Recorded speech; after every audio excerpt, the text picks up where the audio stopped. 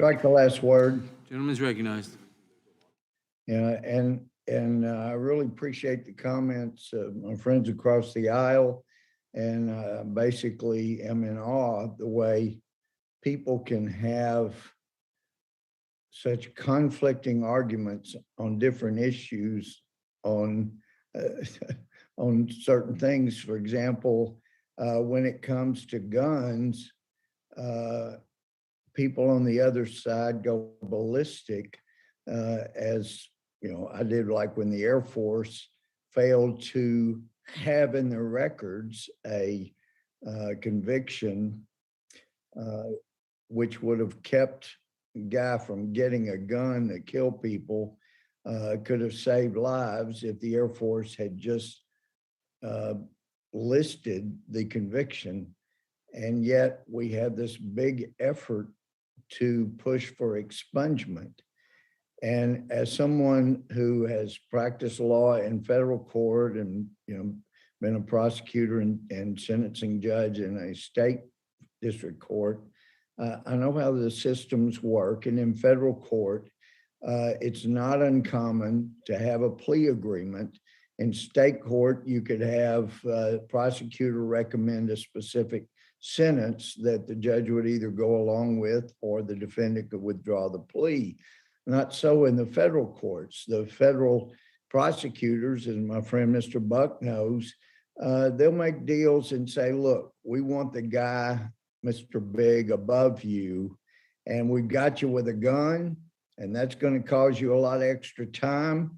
We've got you with violence, and that's going to cause extra time, but we're willing to not pursue the gun, simply charge you with possession if you'll testify against the people above you. That happens all the time that I've seen in our federal courts in Texas, and I understand it happens other places. So I was all for not just going from the 1986 100-to-1 difference between crack and powder cocaine, and hearing from Dan Lundgren, when he was here back before 2010, he was saying that in 86, when the 101 ratio between crack and powder cocaine was done, that there were a number of members of the Congressional Black Caucus who had said, if you don't vote to have 100 times more strong sentence for crack cocaine than powder cocaine, then you are a racist, because crack cocaine is destroying Black communities. So Dan said, look, we went along, we didn't want to be called racist, so we voted for the 101 disparity. And then in 2010, until Dan pointed that out, we had people calling anybody racist for going along with the 100-to-1 when they voted for it to avoid being called racist. But I never understood that crack should be have that kind of difference. And I asked our own top Republican member back in 2010, why don't we just make it 1-to-1? And I was told in no uncertain terms that that was the deal, and that's the way it had to be. I didn't think it ought to be 18-to-1. I thought it ought to be 1-to-1.